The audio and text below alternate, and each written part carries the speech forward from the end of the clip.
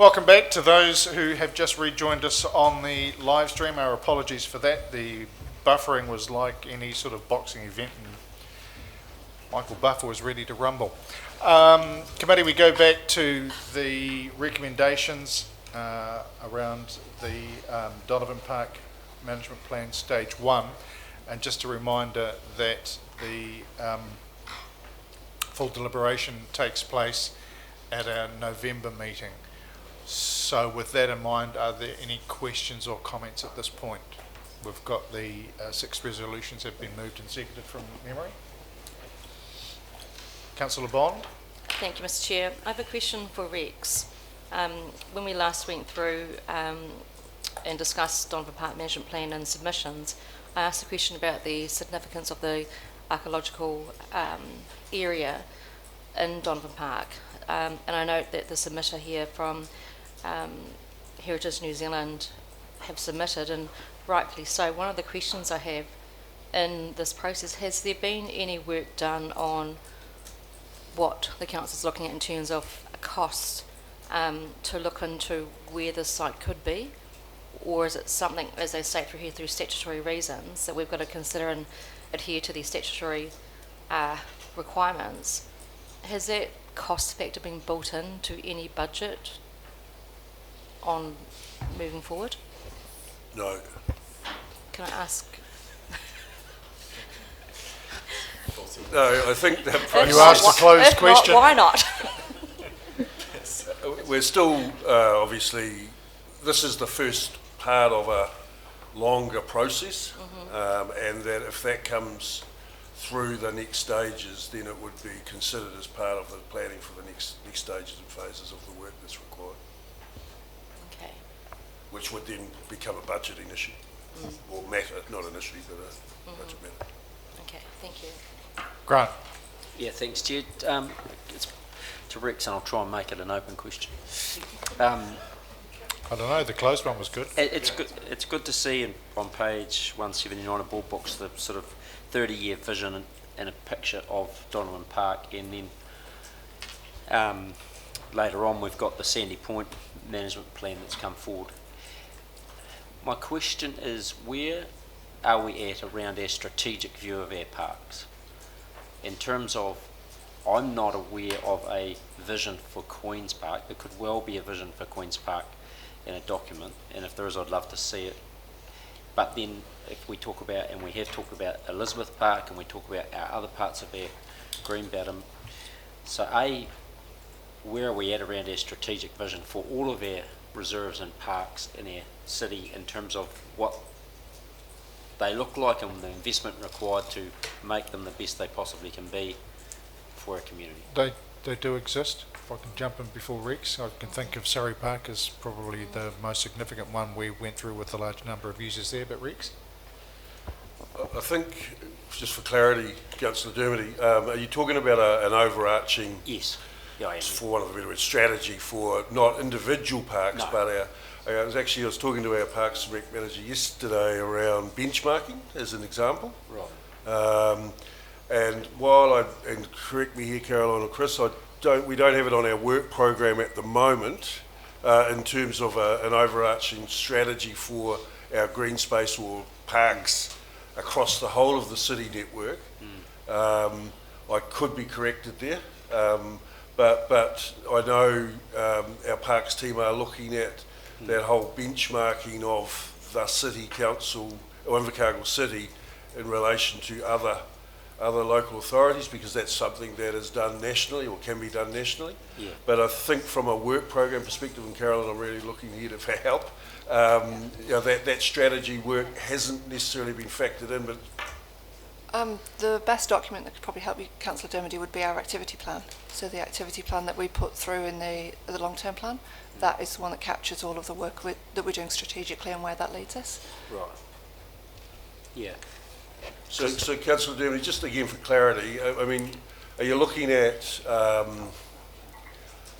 the network of parks, and while we've got our individual reserve management plans, we've got a couple now master planning exercises that have taken place for Sandy Point, for Donovan, but there's no overarching Yeah. approach is what you're Yeah. looking at? Yeah, Yeah. that's right. And if you take it from an asset perspective, they require investment, but equally there's a return on that investment, right? Particularly in our community, and we are required to report through to Audit New Zealand on some of those non-financial metrics. And I think there's two benefits of that approach. One, it allows us to be very strategic in where we put capital to enable the best possible outcomes for our community. But secondly, we don't under or over invest in assets that could create the most value. And I think everyone here is aware of what assets we have. Like everyone would talk about at different parks and how great they are. Sandy Point, I'm referring to as a whole, Queen's Park. It's interesting to see the vision here and here. I think Mr. Henderson talk about how the value to him. And I think we just need to have that overarching perspective which informs us around investment for a long period of time so we get the best outcomes for our community. But it would have to be very high level though, wouldn't it, Grant? It would, Because yeah. I think we've got to recognise that each of those parks and reserves, whether they be management plans or the two that are going through the master planning process, has, for want of a better description, its own personality. They all have their own wants and 100%, needs. yeah. You couldn't compare Sandy Point No. with Queen's Park, but I understand what you're getting at with that strategic approach. At a higher level than the activities plan, because it's not just about activities, as you say, it's about the other values that are reported on in other areas. So is there something we could bring back at some stage? I know the work plans are there, so I'm not thinking it's next week, but if we could land at the end of this triennium with something to pass on to the next council for that vision, I think that would be a great asset to give to them. Unless they make a new vision. But look, can I leave it with Rex and Parks and Reserve staff to cogitate over that and come Yeah. back with what they think would be a good way for us to Yeah. get through that, Yeah. bearing in mind that we've got less than 12 months to try and do it. But as you say, it's high level, so Yeah. comfortable with that? Yes, thank you. Thank you. Thanks, Caroline. Thank Other questions or comments? Then I'll put the 6 resolutions. All in favour? Sorry, did I miss something there? Yeah, you missed me. Sorry, Fire. Just as a point of clarification, if we're talking about things like the archaeological work, that would only be should there be an accidental discovery, or should we make a deliberate decision to disturb the ground in any way? It wouldn't be something that was planned as an archaeological dig. Is that correct? To the best of my understanding, yes, although Heritage New Zealand may have a perspective and there are statutory requirements, we may be interpreting them in slightly different ways. Yeah, no, But I take your point that once something something's done to disturb the ground, that's the approach. If we made a decision to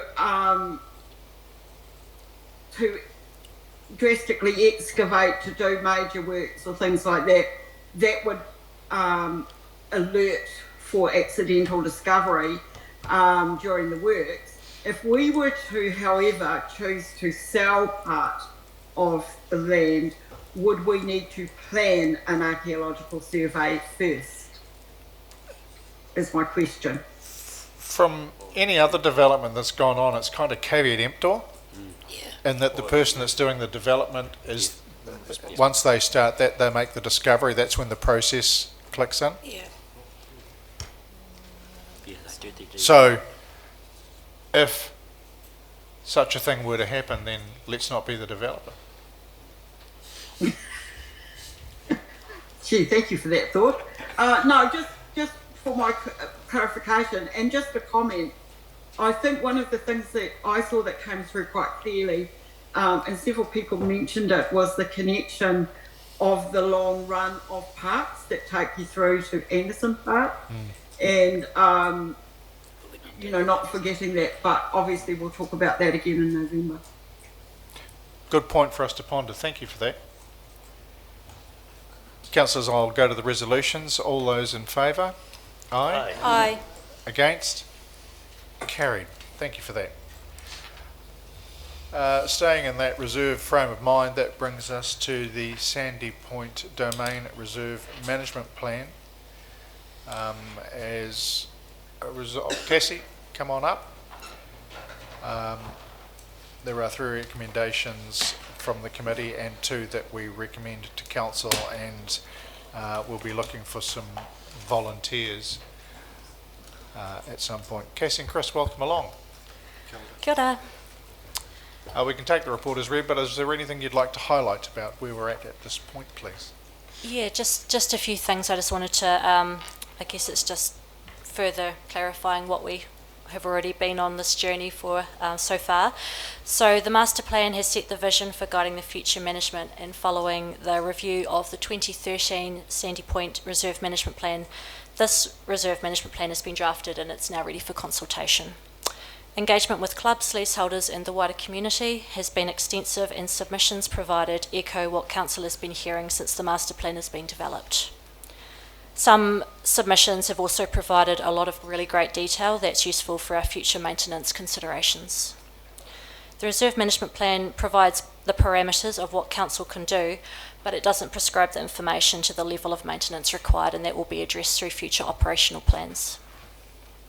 Further investigation into the detail around things such as noise management and forestry management, they will be addressed in separate operational management plans as well. However, the previous noise management plan and the last management plan has been included as a starting point just to get a basis for review. For clarity, and with regards to the paper presented in the September to council, the resolution for the licence to occupy crib sites has been inserted into policy 93211, which is page 78 of the reserve management plan. And actions to implement the master plan and reserve management plan documents are provided, and they'll be used as a live document as actions are addressed and new ideas are added. So there'll be a further opportunity now with the next stage of consultation for hearings. That's it. Great, thank you for that. Questions at this point, councillors? Ria.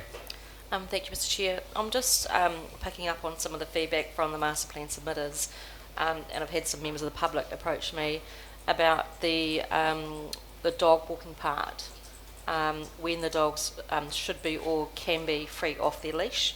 How's that progressed, or has there been any considerations, especially with the old golf course?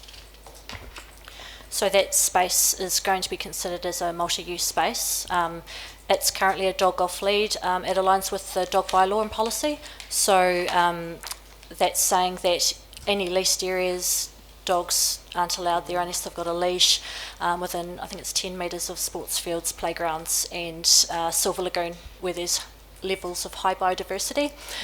So that's what it's treated at the moment. Any future operational considerations, we'll be working with the animal control team just to look at how that could be utilised better.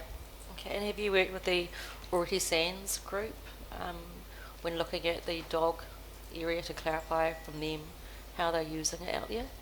Yes, with that being more of an operational space, that'll be something that we'll be reaching out to them. Yeah, thank you. Thank you. Grant. Yeah, thanks to you. Just page 337 of Board Book, just the abbreviation NESF, CF, is that National Environmental Statement Carbon Farming? Is that what that's referencing? Yeah, thank you. Well done. Councillors, any further questions at this point? If not, I'll go to the first 3 resolutions because we'll have some pondering over resolution 5. Or in fact the first 4. So we received the report, received the written submissions for stage 1, considering the key issues raised, accepts the late submission from the Pistol Club and accepts these submissions received. So Remover, Trish and Leslie. Put that all in favour. Aye. Against? Carried. Now looking for councillors who are interested in forming the hearings panel. Councillors in Mana Whenua. If you're interested, Grant, Tom, Leslie, Steve, Ria, Alex. I want to nominate Evelyn. Yeah, thank you. I can't She's because got a conflict of interest. Oh, I have not I don't yet, but I will have them. Can I go for a shorter version? Was there anybody on the committee who didn't have their hand up? Put it up now. Barry and Peter I can go off And Evelyn. if there's too and many. Evelyn. Oh no, I don't mind how many are on it. Not at all. I'm quite happy to be. So everyone present, excluding councillors Kett and Stewart. No, I'm quite happy to be on. Oh, you're quite happy to be on it. I'll go on then. Since Evelyn can't. Full council. So the committee, and Peter, you can be an apology on the day. How about that? We don't know. Actually, we haven't Sometime confirmed in the date. January, If you're not interested, that's fine. If you're away in January. February. A holiday. You will too. So all excluding councillor Kett and Evelyn, because she's got a conflict. That's great. Good outcome. Yeah. You can tack it on to one of these committee meetings beforehand. Or tack on, or start in the morning at about 6. And while we're away on holiday. When are you not? Gee. Okay, so we've got the committee excluding councillors Kett and Reverend Cook be appointed to the panel. I'll move that. Sorry? Oh, I beg your pardon. And recommendation 6 approves the public consultation period from November 9th through to January 31st. Move those. Leslie and Rhea. Questions or comments? Put that all in favour. Aye. Against? Carried. Councillors, that brings us to Thank the you. end of the public session. They don't have a date yet. Some councillors are away. So we now move to the public excluded part of the meeting, which is just to receive 3 sets of minutes for reasons as outlined under 7.2a, section 48.1a. And I'll move that we go in that direction, seconded by Grant. Thank you to those who've joined us on the live stream. We trust you've enjoyed both episodes of the production, and we'll see you again next time.